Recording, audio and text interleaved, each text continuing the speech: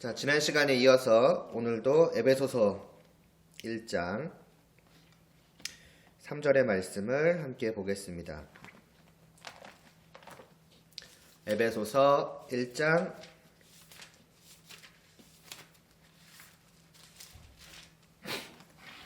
3절 말씀.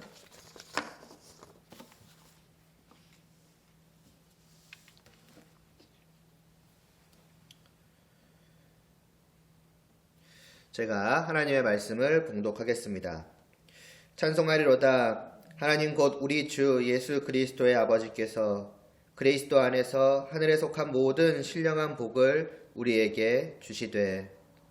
아멘. 기도드리겠습니다. 하나님 아버지, 저희가 이 시간도 하나님의 말씀을 듣습니다. 사도가 하나님께서 사도를 통하여서 정말 성도된 우리에게 하시는 그 말씀이 무엇인지를 저희가 듣게 하여 주시옵시고, 이것을 믿음으로 저희가 받아 정말 하나님이 어떠한 분이시며 그 하나님 앞에서 성도된 우리가 어찌해야 하는지 그것을 깨달아 알게 하여 주시옵소서. 단지 머리로가 아니라 저희의 모든 인격으로 정말 저희의 영혼이 이 말씀에 반응할 수 있도록 하여 주시옵소서. 예수님의 이름으로 기도드리옵나이다. 아멘. 자, 지난 시간에 3절을 시작을 했었죠. 사도가 성도에게 하는 첫 마디 말이 무엇이었느냐 했을 때 3절의 시작, 찬송하리로다로 시작을 합니다. 그러니까 결국 찬송, 그러니까 찬양, 이것이 결국 뭐라는 거예요? 어떻게 보면 성도답게 살아가는 것에 있어서 정말 제일 중요한 것, 제일 첫째 되는 것이라고 할 수 있다는 것이죠. 뭐가 성도다운 것이냐? 어떻게 하는 것이 성도다운 것이냐? 어떤 모습이 있는 것이 정말 성도에게 마땅한 것인가? 했을 때 제일 먼저 나와야 하는 것이 이제 찬양이다, 찬송이다. 이렇게 우리가 생각을 해볼 수가 있는 것이죠. 그럼 결국 찬양이 무엇인가, 찬송이 무엇인가 라고 할 때에 어떤 그 기본적인 의미라고 할까요? 좀 더 본질적인 의미는 찬양의 대상, 찬송의 대상을 높이는 것, 그렇죠? 사람으로 말을 하자면 칭찬하는 것, 이것이 이제 찬송이라고 했습니다. 거기에 당연히 어떤 음악 이런 것도 이제 들어가겠죠. 노래 같은 느낌도. 그러니까 찬송이 이와 같다라는 것은 결국 무엇을 의미하는가? 찬송하라라고 해서 사도 바울이 어떤 우리에게 마땅히 해야 할 의무를 딱 주고 그냥 무작정 해라, 해야만 돼, 해야 되니까 해, 이런 것이 아니라는 것을 알 수가 있죠. 왜? 누군가를 높이고 칭찬하고 하는 것은 내 어떤 마음으로부터 우러나와서 하는 것이 진짜잖아요. 진짜 칭찬이고 진심으로 높이는 거잖아요. 그러니까 찬송하라라고 했을 때에는 단순히 어떤 말, 어떤 음악이 담긴 어떤 말로 그냥 높이는 그 어떤 글자 이게 아니라 정말 내 마음으로부터 그것이 밖으로 뿜어져 나와서 어떤 말로, 노래로 나오는 것, 그것을 바라는 것이죠. 그러니까 의무감에서 그냥 하는 것이 아니라 진짜 내 진실된 마음이 그것을 원해서, 말하자면 내 마음에 그 상대방을 향한 그 어떤 감정으로 가득 차 있어서, 상대방에 대한 그 어떤 마음, 그 내용으로 가득 차 있어서 맞아요, 그 벅찬 마음을 뿜어내는 거죠. 자연스럽게. 그러지 않고서는 견딜 수 없어서, 너무 원해서 내가, 이게 이제 찬송이다, 찬송하라는 그 말에 담긴 의미이다 라고 할 수가 있을 것입니다. 그러면 이제 자연스럽게 뭐가 나와요? 그 대상이 누구냐? 그리고 왜 그러냐? 누구를 그렇게 찬송해야 하는 것이며, 물론 우리는 이미 알고 있지만은 이제 순서상 그렇게 해보는 거예요. 누구를 찬송해야 되는가? 그리고 왜 그렇게 찬송해야 되는가? 그 대상이 누구이며 그 대상을 향해서 내가 왜 그와 같은 넘치는 마음, 또 어떤 마음, 어떤 좋은 마음, 이런 것들이 있어야 되는가? 그 이유가 뭔가? 그쵸? 이런 것들이 나와야만 하겠죠. 그래서 찬송하리로다 라고 한 다음에 사도 바울은 곧바로 이어서 누구를 또 왜 찬양해야 하는지에 대해서 이제 설명을 합니다. 당연히 첫 번째 그 대상은 누구겠어요? 하나님이시죠. 그렇죠? 그러니까 성도는 어떤 사람이냐? 하나님을 찬양하는 사람이에요. 다시 말해서 하나님에 대한 그 찬양의 이유, 말하자면 찬양하는 그 하나님에 대한 그 마음이 분명히 가득 있는 사람이라는 것이죠. 물론 꽉 차 있을 수도 있고 또 때로는 조금 있을 수도 있겠지만은 분명한 것은 있어야 한다는 것이죠. 그리고 나오게 된다는 것이죠. 그게 성도이다. 그럼 도대체 왜 하나님을 향해서 그와 같은 마음을 갖게 되는가? 라고 했을 때 이어서 이제 하나님에 대한 소개가 나오는데, 먼저는 어떻게 보면 직접적으로 그 이유를 말씀하고 있는 것은 아니라고 할 수 있어요.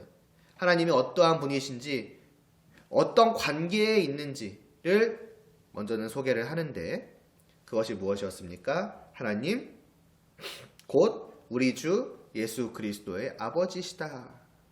그분은 누구시냐? 우리 주 예수 그리스도의 아버지이시다라고 말씀을 합니다.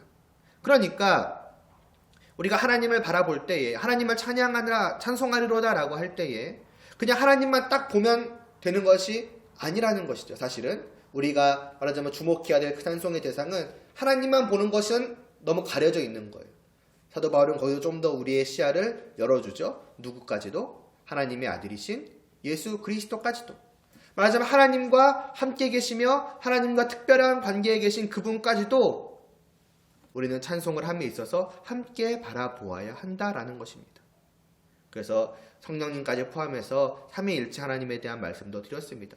그러니까 하나님은 그냥 성자, 예수님과 성령님과 아무런 관계없이 따로 뚝 떨어져 계신 분이 아닌 거예요. 그 찬양을 하실 때 이 두 분을 무시하고 하나님만 딱 바라보고 찬양하면 되는 것인가? 그게 아니라는 것이죠.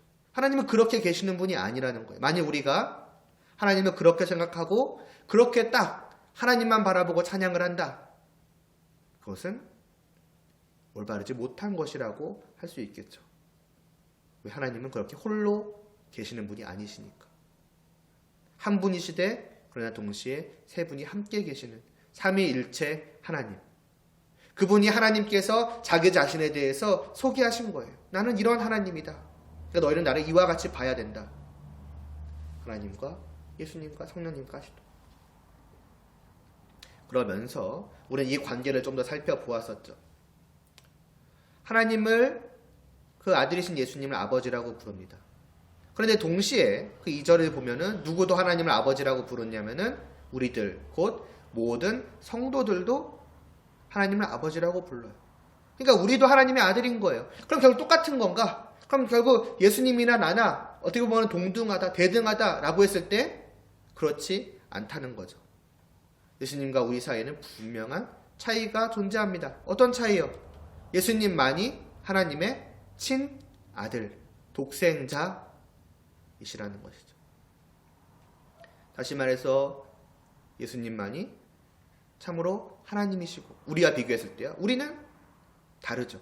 사람이죠. 예수님은 처음부터 하늘에 계셨던 분, 우리는 처음부터 이 땅에 있었던 분. 예수님은 창조주요, 우리는 그 피조물이다.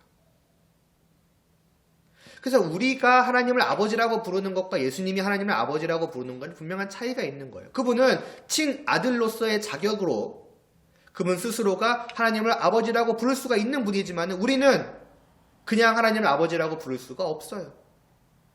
우리와 하나님의 본래의 거리는 너무나도 멀거든요. 하늘과 땅, 창조주와 피조물, 감히 가까이조차도 할 수 없는 어떤 관계를 맺는 것조차도 감히 생각지도 못할 그런 것이 하나님과 우리 사이의 차이인데, 그럼 우리가 하나님을 아버지로 부를 수 있게 되었다. 어떻게요? 그 1절에 힌트가 이미 나와 있죠. 주님 안에서.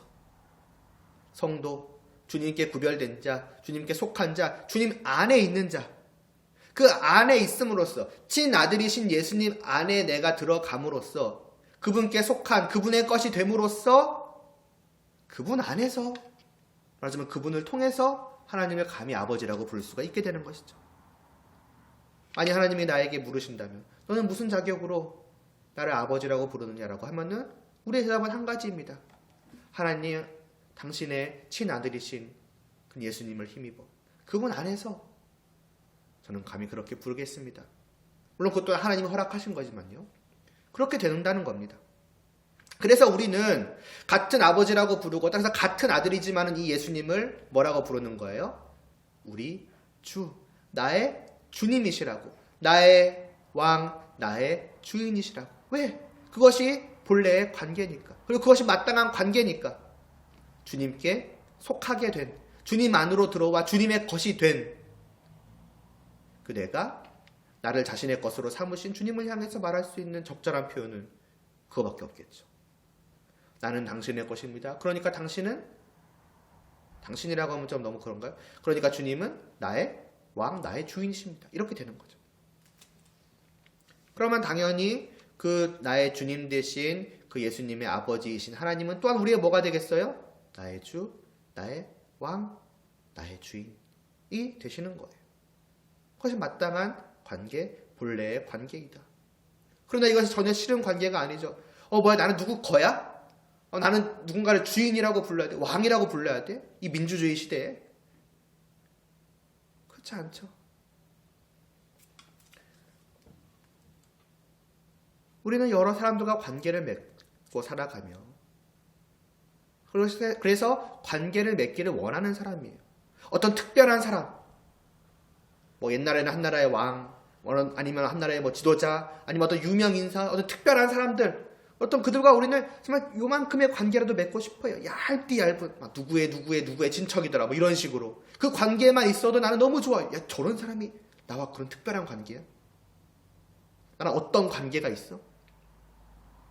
좋아하고, 기뻐하고, 영광스러워하죠. 그런데 하물며 이 세상의 어떤 유명 인사도 아니라 그보다 훨씬 굉장하신, 그 모든 사람들을 다 합쳐놔도 그 한 분의 영광이 미치지 못하는 그러한 하나님, 그러한 하나님의 아들이신 예수님, 그분과 어떤 관계를 맺는다? 그것도 특별한 관계, 개인적인 관계죠. 나의 주님, 나의 것. 그것은 굉장한 기쁨이에요. 그 자체가 영광이 아닐 수가 없는 겁니다. 정말로 하나님을 아는 분, 하나님을 하나님으로 알고 있는 사람이라면 당연히 그 사실을 기쁘고 영광되게 여길 것이며, 이렇게 나의 주님이라고 부르는 것만 해도 감사하고 영광스러운 일인데, 심지어 그 하나님을 뭐라고 부를 수까지 있다? 아버지라고까지 부른다는 거예요. 훨씬 더 특별한 관계, 훨씬 더 친밀한 관계가 되는 것이죠. 저 하늘 위에 계신, 저 멀리 떨어져 계신 그분과 나의 주라는 관계로 맺어졌는데, 그뿐만이 아니라 그것이 훨씬 더 가까워지기까지 하였다. 이보다 우리에게 기쁜 일이, 영광스럽게 우리가 여길 만하고 자랑스러워할 만한 일이 어디에 있을까?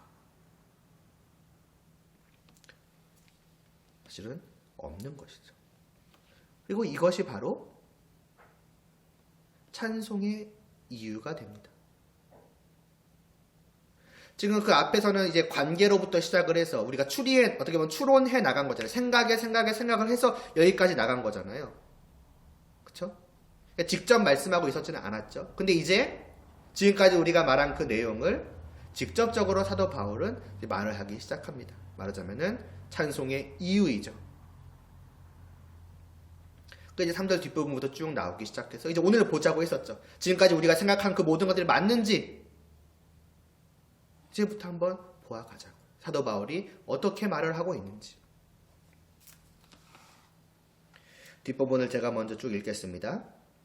하나님은 어떤 분이신가 했을 때 그리스도 안에서 하늘에 속한 모든 신령한 복을 우리에게 주시되라고 합니다. 하나님은 어떤 분? 복을 주시는 분이다. 이제 주시되라고 하니까 여러분들이 그 정확한 시점에 대해서 살짝 헷갈릴 수 있어요. 지금 주신다는 건가? 앞으로 주신다는 건가? 언제 주신다는 건가? 약간 헷갈릴 수 있지만은 이 주시되라는 말씀을 좀 더 그 본래의 의미를 살려서 표현을 하자면은, 그러니까 정확히 표현을 하자면은 주셨으되예요. 그러니까 뭐예요? 이미 주셨다라는 거예요. 복이라고 하는 거예요.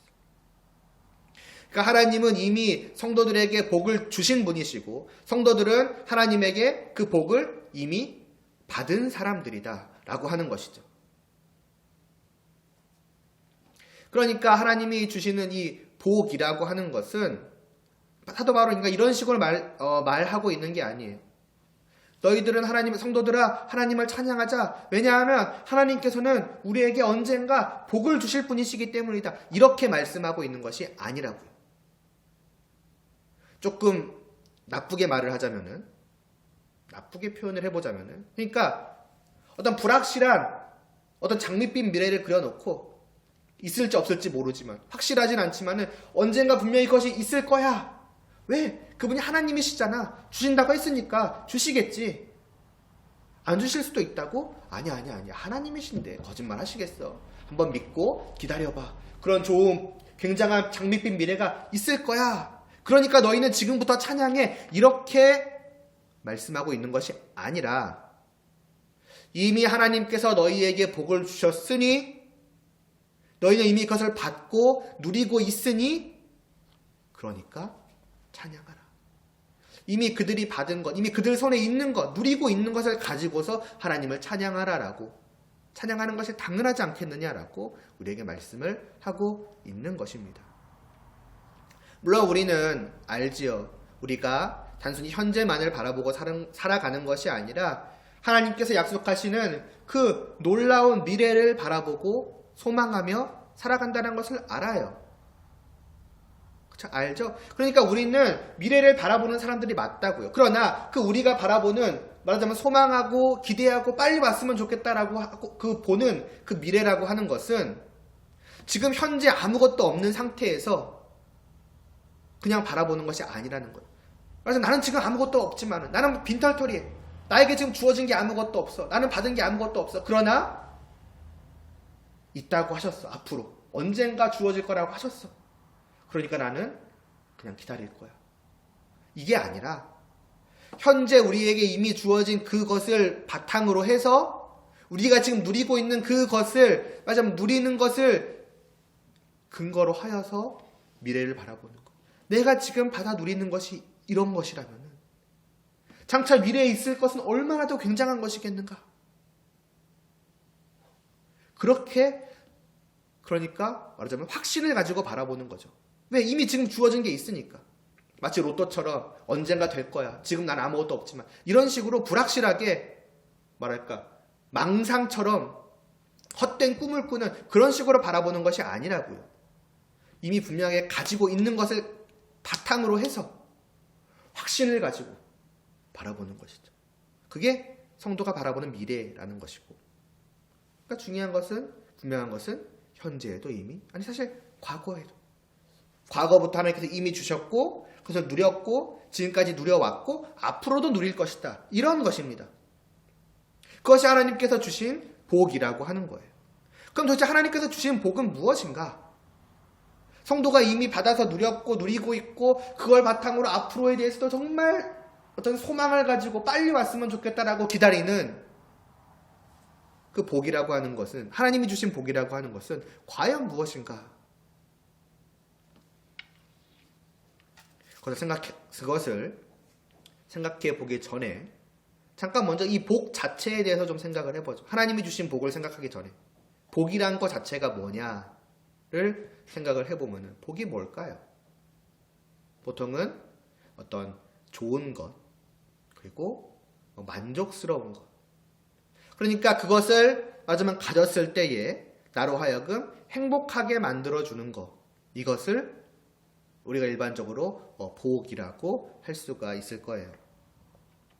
그러니까 쉽게 말해서 우리를 행복하게 해주는 것이 복이니까 모든 사람들은 결국에는 어떻게 살아가는가 라고 했을 때에, 또 무엇을 바라보고 살아가는가 라고 했을 때에 한마디로 이 복을 얻기 위해서 살아간다라고 할 수가 있을 것입니다.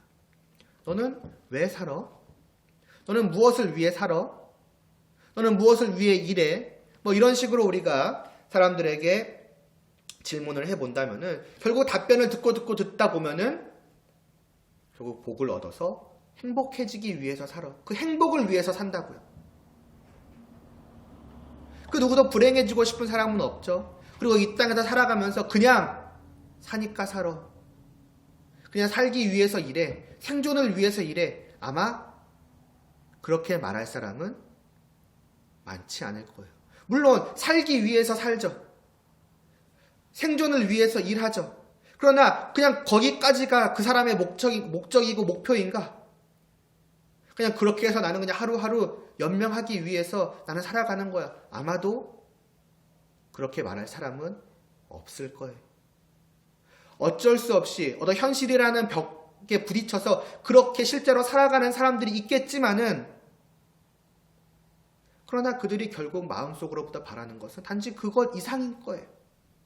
그냥 사는 게 아니라, 그냥 생존하기 위한 것이 아니라 결국에는 더 행복해지기 위해서, 그리고 가능하다면 더욱더 큰 행복을 누리기 위해서 나는 살아가고 있어 라고 말을 할 것입니다. 왜 어려서부터 공부를 해? 그 대학교를 왜 간 거야? 그 과를 왜 들어간 거야? 내가 뭘 하기 위해서, 어디를 가서, 어느 과에 가서, 어떤 일을 하기 위해서. 그럼 그 일을 왜 하는데? 그 일을 해서 예를 들면은 보통을 말하자면은 돈을 많이 얻을 수 있어. 아니면 명예가 주어져. 권력을 얻을 수 있어. 좀 대표적인 것들만 말하는 거예요. 그럼 그걸 얻어서 어떻게 되는데? 그걸 얻었을 때 나는 정말 행복해질 수 있을 것 같다. 표현은 다 다르겠지만 아마도 그렇게 될 것입니다. 그 최종적인 목적, 그게 만약 자기를 행복하게 만들어줄 것이라고 생각을 하는 거예요. 그렇죠? 이게 사람들의 삶의 목적, 살아가는 이유라고 말을 할 수가 있겠죠. 그러나 이렇게 공통된 행복이라는 어떤 공통된 목표가 있지만은, 그러나 그 행복을 위해서 달려가는 사람들의 모습, 열심히 살아가는 그 사람들의 모습과 또 그들이 추구하는 바를 잘 들어보면 조금씩 다르다는 것을 알 수 있어요. 아까도 이미 말했지만은, 왜 대학교를 가? 모두가 같은 과를 가는 게 아니죠. 그렇죠? 어떤 사람들은 문과, 어떤 사람들은 이과, 또 문과에서도 여러 과가 나누어지고 이과에서도 여러 과가 나누어지죠. 또 다 그냥 공부만 하는가? 어떤 사람들은 또 예체능을 해요. 예체능 속에서도 다 다르죠. 어떤 사람들은 축구, 어떤 사람들은 음악 중에서도 다 다르단 말이에요. 그렇죠? 그렇게 해서 얻는 것도, 최종적인 그 어떤 가장 중점을 두는 것도, 아까 말했듯이 어떤 사람은 돈이 될 수도 있고 명예가 될 수도 있고 권력이 될 수도 있고, 그것도 또 세부적으로 나눠보면 조금씩은 다 달라요. 뭐냐? 무슨 말을 하고자 하느냐면은, 행복이라는 어떤 공통된 목표가 있지만은 무엇이 자기를 행복하게 해주는가, 무엇을 얻었을 때에 진정으로 내가 행복할 수 있는가에 대한 사람들의 생각은 각자가 다 다르다는 거예요. 쉽게 말하면은, 그냥 바꿔 말하면은, 무엇을 복이라고 생각하느냐, 나를 행복하게 만들어주는 그것, 그 복이 나에게 있어서는 과연 무엇인가 라고 했을 때에 사람들의 생각이 다 다르다는 것이죠. 그러니까 어려서는 그런 생각이 별로 없다가 슬슬 이제 조금씩 이제 어른이 되다 보면은, 성숙해지다 보면은, 그래서 자기가 살아가는 어떤 이유에 대해서 생각하지 않을 수가 없어. 나 뭐 하고 살지? 이런 거. 어떻게 살아가야 되지? 목표 이런 것들을 생각을 해봐야 돼요. 그래서 과연 내가 뭘 해야 행복할 수 있을까? 그리고 찾기 시작하죠. 이 세상 속에서. 그래서 저거야. 저것이 나를 행복하게 해줄 거야. 그래서 우리가 예를 들어 대학교일 때는 이제 과를 정하게 되는 것이고, 물론 그 전부터 이미 정했지만은 과도 정하게 되고, 아니면은 예체능 이런 걸로 정하기도 하고, 거기서 좀 더 나아가면은 어떤 회사, 어떤 일 이런 것들도 정하기도 하고, 그런 식으로 이제 발견하고 정하고, 그걸 통해서 내가 얻고자 하는 이것을 얻으면 돼 해서 그 최종적인 목표를 정하고 이제 열심히 달려가죠. 그렇죠? 물론 때로는 자기가 그걸 잘 모를 때도 있죠. 때로는 그냥 흐름에 떠밀려서 어쩌어쩌 하다 보니까 여기까지 왔네? 그냥 이 길로 가고 있네? 하는 경우도 있을 것이고, 때로는 그냥 누군가가 정해줘서, 부모님이 넌 이것을 하면 돼, 이렇게 살아가면 돼, 정해주는 길을 따라갈 수도 있어요. 또 그것을 따라가는, 말하자면 그걸 이제 인생길을 쭉 간다라고 표현을 할 수 있겠는데, 그 길을 가는 그 열심도 사람마다 다 다르겠죠. 어떤 사람은 정말 확고한 목표를 세우고 정말 열심을 다해서 달려가는 사람이 있는 반면에 또 어떤 사람들은 아까 말했던 그럼에 떠밀려 그냥 별 생각 없이 그냥 이런 식으로 가다가 어느새 내가 여기까지 왔네 이렇게 하는 사람도 있을 것이고 대충 살아가는 사람도 있을 것이고 아무튼 각자가 다 그렇게 간단 말이에요. 자기만의 그 인생길, 행복을 향해 그 가는 말하자면 꼬린 지점이죠. 그 꼬린 지점으로 향해 가는 그 인생길을 각자가 걸어간단 말이에요. 근데 그렇게 그냥 걸어가다 보면은 때로는 열심히 되었든 흐름에 떠밀렸든 아니면 대충 살다가 갔든 아마 한 번쯤은 아니면 또 여러 번일 수도 있어요. 한 번쯤은 그렇게 가던 인생길을 잠시 멈추고 내가 지나온 길을 돌아보고 내가 지금 있는 곳 앞으로 갈 곳을 바라보고 아마 좀 생각을 좀 해볼 때가 있지 않을까 해요. 아니 한 번쯤은 있지 않을까요? 이 정도로 넘어가는 게 아니라 한 번쯤은 누구나 그런 생각을 해볼 필요가 있지 않을까요? 해야만 하지 않을까요? 과연 이 길이 맞는지 말이에요. 내 모든 인생을 말하자면 걸고 이것만을 향해서 내가 지금 달려가고 있는 것인데 뭐 걸어가고 있든 날아가고 있든 가고 있는 것인데 과연 이 길이 맞는 길인가? 지금까지 나는 제대로 지금 걸어왔는가? 돌아볼 필요가 있지 않아요? 왜 그래서 아니라고 생각을 한다면은 이렇게 다른 길로 그때서라도 갈 수도 있을 거 아니에요. 그러니까 무슨 말이냐면은 누구나 그럴 필요가 있다는 거예요. 정말 내가 얻고자 하는 그것이 진짜 복이 맞는가?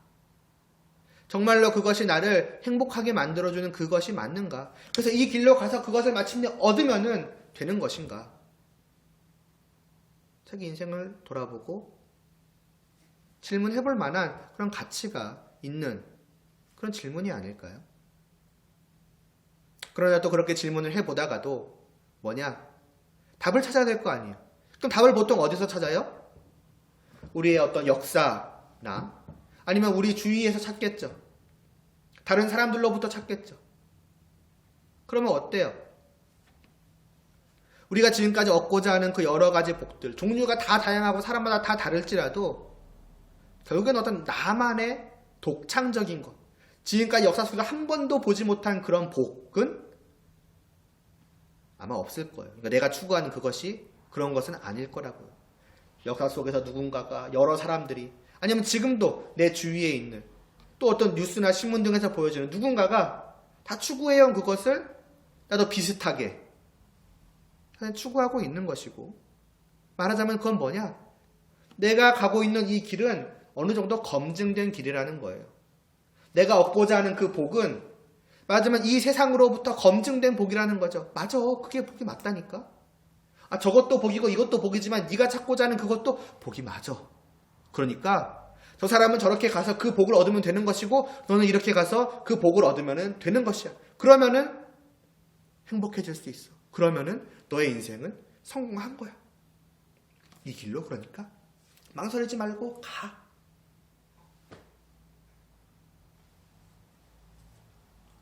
그래서 잠시 멈춰서 이렇게 질문을 해보다가도 맞나 보다.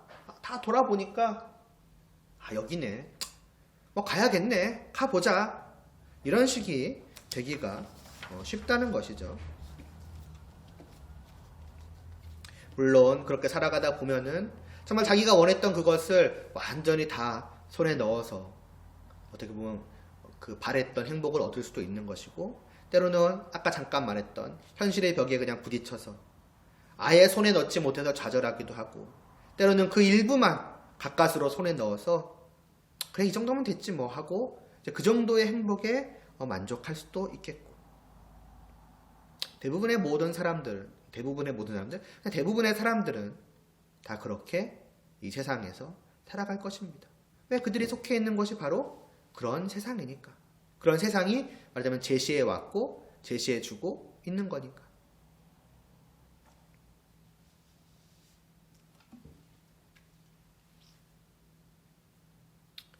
그런 이제 세상을 향하여서 그리고 그런 세상으로부터 구별되어서 좀 떨어져 나가는 거죠.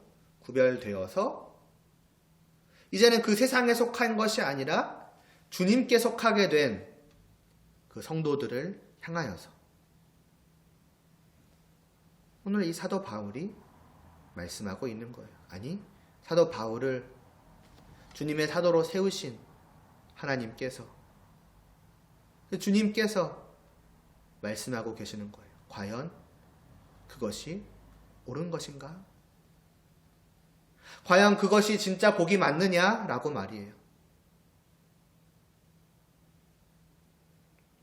물론 질문은 없죠. 대놓고 질문한 것은 아니죠. 그럼 어떻게 질문을 하시느냐? 하나님이 말씀하시는 그 복, 하나님이 이미 성도들에게 주셨다고 하는 그 복이 어떠한 것인지를 우리에게 보여주시면서요. 그러니까 우리는 일로 지금 쭉 가고 있단 말이에요. 저기 앞에 뭔가 복이 보여요. 내가 생각했던 그, 내가 정해놓은 그 복이 보여서 막 달려간단 말이에요. 그러나 하나님께서는 그러나 우리의 발걸음을 잠시 멈추게 하시고 하나를 그 앞에 보여주세요.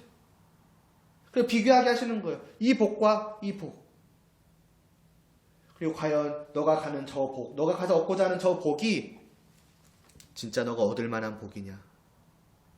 과연 그것이 너를 진정으로 행복하게 해줄 만한 것이냐? 비교해 보라는 거예요. 사실 비교만 해보라는 건 아니겠죠. 더 강력하게는 이것이 진짜 복이라고 하나님께서는 우리에게 말씀하고 계시는 것이죠. 그렇다면 그 복은 어떤 건가? 마지막 하나님께서 우리에게 지금 주셨다고 하는, 그리고 이 말씀을 통해서 보여주고 계시는 그 복은 무엇인가? 사도 바울이 뭐라고 말을 합니까? 이 복에 대해서 어떻게 표현을 해요? 하늘에 속한 모든 신령한 복이라고 표현을 합니다. 먼저 보세요. 이 복을 표현하기 위해서 몇 가지 단어가 쓰였죠? 하늘에 속한 신령한 하늘에 속한 모든 신령한 복. 세 가지 말이 쓰였어요. 말하자면 이 복 하나를 말하자면 표현하기 위해서, 이 복의 복됨을 꾸며주기 위해서 세 가지 말이 사용된 거예요. 세 가지 말 쓰였나 보다 라고 하기에는, 여러분 사실 복이라는 것 자체가 아까 말했듯이 뭐였어요? 좋은 거죠. 만족할 만한 거죠. 그러니까 사실은 아무것도 이 복을 꾸며주지 않아도 그냥 이 복 자체가 그냥 좋은 거예요. 그러니까 복이라는 말만 있어도 사실 우리가 보기에는 야 정말 좋은 거구나 생각이 든단 말이에요. 그런데 생각을 해보세요. 그렇게만 말하기에는 물론 복이라는 것 자체가 좋은 것이지만은 내가 저 복을 맛보고 나니까 그냥 복이라고만 말하기에는 뭔가 저것의 그 복의 복됨, 그 복의 좋음, 만족스러움을 표현하기에 부족한 것 같아요. 그럼 어떻게 해요? 우리가 그 복을 여러 가지 말로 꾸미기 시작하죠. 그래서 진짜 좋은 복이다. 이게 뭔가 강조가 되고 있죠. 근데 이걸로도 모자라요. 이걸로도 부족해. 그래서 엄청 진짜 좋은 복이다. 엄청 진짜 좋은 복이다. 그러니까 엄청 진짜 복이다. 복이라는 거 자체가 좋은 거니까. 근데 또 보니까 이걸로도 부족해. 내가 알고 있는 이 복은 그 정도가 아니야. 그래서 어떻게 하나를 더 추가하는 거야. 최고로 엄청 진짜 복이다. 아무튼 표현이 좀 이상하게 됐지만 듣고 말하고 나니까 아무튼 무슨 느낌인지 아시겠죠? 이 복을 세 가지나 되는 단어로 꾸민다는 거, 물론 몇 가지가 중요한 건 가지수가 중요한 건 아니겠지만은 세 가지나 되는 단어로 표현을 한 것은 그만큼 사도 바울이 느끼기에 이 복이 어떻다는 거예요. 그냥 복이라고만 말하기에는 충분하지 않다는 거예요. 그냥 좋아 이 정도로 말하기에는 사도 바울의 마음이 말하자면은 편치가 않은 거예요. 그렇게밖에 아닌 게 아닌데 더 어떻게 보면 잘 표현하고 싶은 거예요. 그 대단함을 더 표현하고 싶은 거예요. 그러니까 막 붙이는 거죠. 이 복을. 이미 세 가지로 이 복이 지금 꾸며지고 있다는 것 자체가 이 복이 얼마나 굉장한 것인지 사도 바울이 느끼기에, 그리고 하나님께서 말씀하시기에, 하나님께서 아시기에 이 복이라는 것이 얼마나 굉장한 것인지를 우리에게 느끼게 해주는 것이죠. 엄청 진짜 굉장한 복, 그런 거구나. 그리고 그냥 엄청 진짜 굉장한 복이라는 말처럼 그냥 그렇게 세 가지로 뭔가 더해지기만 했다, 그 세 가지 자체가 이 복의 복됨을 나타내는 것이기도 하지만은, 그러나 이 하나하나의 표현들도 우리는 신경을 쓸 필요가 있어요. 세 가지 자체가 먼저는 그 굉장함을 우리에게 느끼게 해주면서 동시에 그것을 표현한 그 하나하나들을 살펴볼 때에 우리는 그 복의 복됨을 더 크게 느낄 수가 있게 될 것입니다.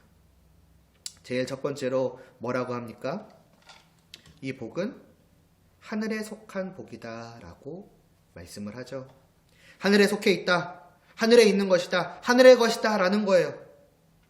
하늘에 속해 있는 것이 있다면 반대로 어디에 속해 있는 것도 있을까요? 어디에 있는 복도 있을까요? 하늘과 반대되는 당연히 땅에 있는 복도 있겠죠. 여기서 땅이라고 하는 것은 우리가 속해 있는 바로 이 모든 세상을 의미합니다. 그러니까 이 세상에 속해 있는 복, 이 세상에서 찾을 수 있는 복, 아까 말했듯이 우리가 이 세상 속에서 내가 생각하고 내가 찾아낼 수도 있고 누군가 말했을 수도 있고 아무튼 내가 이 세상을 둘러보니 저것이 나를 행복하게 해주겠구나 라고 해서 이 세상 속에서 찾아낸 그 이 세상에 속한 복이 있는 반면에 그것과는 다른 하늘에만 있는 복이 따로 있다라는 거예요. 그게 하나님께서 우리에게 지금 말씀으로 보여주고 계시는 것이죠. 그러나 이것이 하늘에 있는 것이라고 했을 때에는 그냥 다르기만 한 땅에 있는 것과 뭐 예를 들자면은 모양만 다른 모습만 다른 그런 것을 의미하지 않아요. 생김새만 다른 복이 또 있더라. 그러나 이 복이나 결국 우리에게 주는 행복은 비슷해. 그런 의미로 말씀하고 있는 것이 아니라고요. 하늘에 있다라는 이 표현 자체는 이 표현 자체가 우리에게 알게 하는 것은 뭐냐? 보통 우리가 하늘과 땅 차이, 아까도 제가 잠깐 그 표현을 썼던 것 같은데, 하늘과 땅 차이라는 말이 있죠. 어떤 것입니까? 땅에 비해서 하늘은 뭐인 거예요? 훨씬 더 높은 거죠. 급이 높다고 말할 수도 있고, 수준이 높다고 말할 수도 있고, 가치가 높은 것이라고 말할 수도 있고, 반대로 하늘에 비해서 땅은 낮은 것이죠. 급이나 수준이나 가치나. 그냥 조금 높고 낮은 정도가 아니죠. 하늘과 땅 차이라는 표현을 썼을 때는 비교할 수 없이 어떻게 보면 차원이 다르게 높은 가치가 귀함이 있는 것을 우리는 하늘에 있다라는 표현을 사용하지 않아요. 그래서 흔히 우리가 그 맛있는 거 먹었을 때 굉장히 지금까지 맛본 적이 없는 엄청나게 맛있는 걸 먹었을 때 어떤 맛이라고 표현을 합니까? 천상의 맛 이런 표현을 쓰기도 하잖아요. 어떤 거예요? 하늘 위에 있는 맛. 다시 말해서 이 땅에 있는 뭐 굳이 말하자면 저급한 것들, 물론 비하하는 건 아니고요. 굳이 하늘과 비교했을 때 저급한 그 맛들과는 전혀 다른 정말 높은 수준의 또 고차원적인 그런 굉장한 맛이 있다라고 할 때 이제 천상의 맛이라는 표현을 쓰는 것처럼 여기서 하늘에 속한 복이라고 말을 하는 것도 그런 것입니다.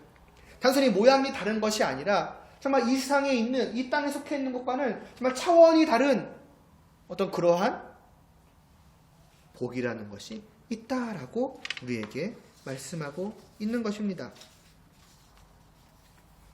아까 대부분의 사람들이 계속 말하지만은 대부분의 사람들이 이 땅의 것의 복을 추구한다고 했을 때 그러나 잘 생각을 해보면은 이 세상에 있는 모든 복을 다 얻는 것을 추구할 수는 없겠죠.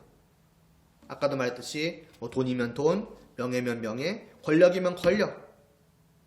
그걸 다 한꺼번에 추구할 사람이 얼마나 있겠어요. 그 중에 어떤 하나만 추구하는 것이고 예를 들어서 돈이라고 했을 때도 이 세상의 모든 돈을 다 그런 건 불가능하죠. 그 중에 일부인 거예요. 그러니까 우리가 일반적으로 복을 추구한다고 하면은 그 모든 복 중에서 그 일부 중에서 또 그것의 또 일부. 그렇죠? 그러나 그것마저도 그 추구했던 그것마저도 다 얻을까 말까는 사실은 쉽지 않죠. 결국 우리가 추구하는 그 행복이라고 하는 것은 어떻게 보면 이 땅에 있는 모든 행복 중에서 다 더한다고 했을 때 그 중에 극히 일부라고 말할 수가 있을 거예요. 그거 하나 얻기 위해서 내 모든 인생을 바쳐 사는 거죠. 그런데 정말로 만약에 어떤 굉장한 사람이 있어서 정말 그 모든 것을 빠짐없이 다 얻었다고 생각을 해보세요. 이 세상에 모여있는 그 모든 복, 이 세상에 그 복을 다 모아놓은 것을 한 사람 안에 다 들어갔다고 생각을 해봅시다. 그 사람이 누릴 수 있는 행복이 얼마나 굉장한 것이겠어요. 그런데 그렇게 모든 이 땅의 복을 얻었다고 한들 그것이 하늘에 속한 복과 비교할 수 있겠는가? 라고 할 때에 그 표현 자체만으로 우리는 뭘 알 수 있어요? 비교할 수 없다라는 것을 알 수 있어요. 설령 어떤 사람이 그 모든 이 땅에 있는 복을 다 얻어서 누린다고 한들 그것과 비교할 수 없는 복이 따로 있다. 그렇죠? 비교할 수 없는 행복을 가져다 두는 그 진짜 복은 따로 있다라는 거예요. 이런 예를 들어보면 이런 예를 들 수 있을 것 같아요. 우리가 이 세상에 있는 모든 돌멩이를 다 모은다고 생각을 해봐요. 10,000개, 100,000개, 100,000개 다 모아요.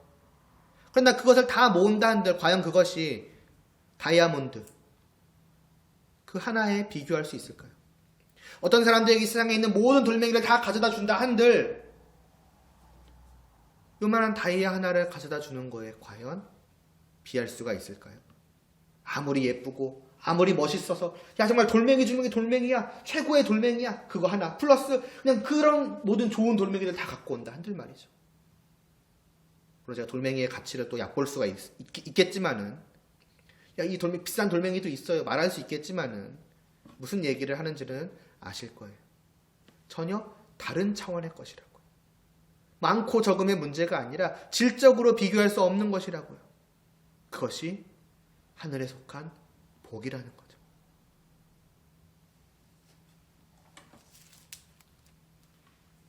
그런 복이 있다는 겁니다.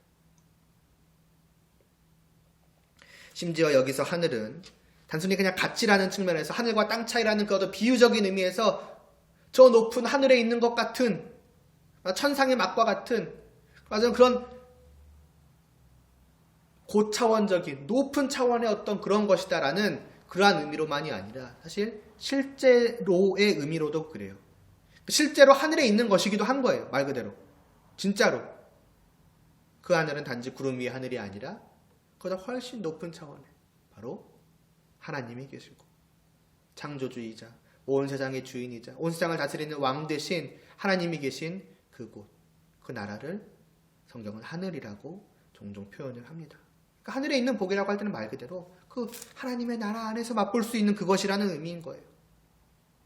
그래서 우리가 하늘나라, 천국이라는 표현을 쓰잖아요. 하나님의 나라를. 그런 의미로서의 하늘. 그러니까 말 그대로 하늘에서 누릴 수 있는 그리고 하늘에 있는 것 같은 굉장한 비교할 수 없는 그러한 복이 분명하게 있다. 우리에게 말씀을 하고 계십니다. 그리고 뭐라고 말해요? 그냥 그걸 보여주고 그냥 그림에 떡 보듯이 야 저런 것이 있다 부럽지? 에이 너네는 겨우 여기 있는 것밖에 못 얻어? 그것도 일부밖에 못 얻어? 이게 아니죠. 단순히 있다라고 말씀하신 것이 아니라 뭐라 그러셨어요? 그 있는 그 하늘에 있는 복을 찬송하리로다. 하나님은 어떻게 하셨다? 우리에게 이미 주셨다라는 거예요. 이미 나는 그것을 성도는 받았고 누렸다 라고 하는 것입니다.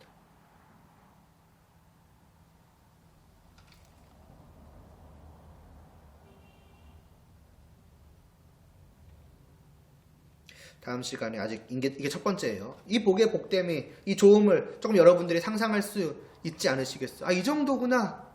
조금 여러분들이 느낄 수 있지 않을까. 아니 느꼈으면 좋겠다라는 그러한 생각을 합니다. 그런데 심지어 이게 첫 번째예요. 아까 말했듯이 두 가지 표현이 더 남아있어요. 이 복을 꾸며주는. 그럼 이 복은 얼마나 좋은 거겠어요? 지금까지의 말씀만 들어봐도 여러분 놀랍지 않습니까? 내가 지금 달려가고 있는 그 목적, 여러분들이 생각하고 있는 그 무언가가 분명히 있을 거예요. 이미 청년된 여러분들이라면 어느 정도는 조금 윤곽을 잡고 달려가겠죠. 걸어가든 달려가든 어떻게든 가겠죠. 그러나 그 끝에 보이는 그 이 세상에 속해 있는 복 중에 그 일부의 일부. 와. 심지어는 내 인생을 다 던져도 과연 얻을지 말지 확신할 수 없죠. 나의 어떤 능력, 나의 어떤 연약함, 나의 한계 이런 것들을 생각해 본다면. 그런데도 우리는 달려가잖아요. 어쨌든. 그런데 한번 멈춰 볼 필요가 있다는 게 그런 거예요. 과연 글로 가는 것만이 답이냐 이거예요. 글로 가는 것이 정답인가? 우리는 뭔가 놓치지 않고 있느냐는 겁니다. 하나님께서 우리에게 이미 주셨다고 하는 그것이 있는데 나는 어디로 지금 향하려고 하는가? 물론 이것이 여러분들한테 그럼 일하지 말라는 거예요. 그런 얘기 하는 것은 아닙니다. 목적이 어디에 있느냐는 거예요. 이 부분에 대해서도 좀 계속해서 좀 더 설명할 말씀을 드릴 때가 있을 것입니다. 일단 오늘은 여기까지의 말씀을 보고 다음 시간에 나머지 2개의 복을 더 보고 또 이제 놓고서 우리가 좀 생각해 볼 것들, 또 말씀드리고자 하는 것들 이런 것들도 좀 함께 다음 시간에 이어서 나누도록 하겠습니다. 오늘 말씀을 통해서 여러분이 분명히 이 말씀을 기억할 수 있기를 바랍니다. 하늘에 계신 하나님께서 하늘에 속한 그 복을 성도들에게 주셨고 그래서 성도들은 이것을 이미 누리고 있다, 맛보고 있다라는 것. 그렇다면 과연 나는 어떠한가? 생각해 볼 수 있기를 바랍니다. 기도드리겠습니다. 하나님 아버지, 하늘에 속한 복을 하나님께서 우리에게 이미 주셨다고 합니다. 우리는 그저 이 땅에 속해 있는 그 복의 일부, 복이라고 말하는 것들의 일부를 좀 얻기 위해서 모든 인생을 다 바치고 있는데 과연 그것이 우리가 마땅히 추구해야 할 바이며 우리가 걸어가야 할 진정한 복된 인생길이 맞는지를 오늘 이 말씀을 통해서 돌아보게 하여 주시옵소서. 찬양의 이유가 바로 여기에 있습니다. 이미 주셨고 이미 성도들은 그것을 누리기에 하나님을 찬양할 수밖에 없습니다. 어떤 면에서는 우리가 달려가는 인생의 목표가 그것을 목표로 했다면 사실은 그것은 이미 성도들에게는 완전하게 다 이루어진 것이나 다름이 없는 것인데 과연 우리는 무엇을 바라보고 살아가는지요. 오늘 이 말씀을 통해서 내가 과연 어디를 향해 가고 있는지를 바라보게 하여 주시옵시고 진정 내가 가야 할 길이 어디인지를 오늘 이 말씀 안에서 다시 한번 확인하고 또 확정할 수 있는 저희들 되게 하여 주시옵소서. 이 말씀을 듣는 모든 청년들이 다 이것이 참된 복임을 깨달아 알게 하여 주시옵시고 성도로서 이 복을 이미 누리고 있고 더 풍성히 그리고 앞으로도 영원히 가득히 누릴 수 있게 되기를 간절히 소원합니다. 그리하여 그들의 마음으로부터 영혼으로부터 흘러나오는 찬양이 하나님을 향해 늘 있게 하여 주시옵소서. 예수님의 이름으로 기도드리옵나이다. 아멘.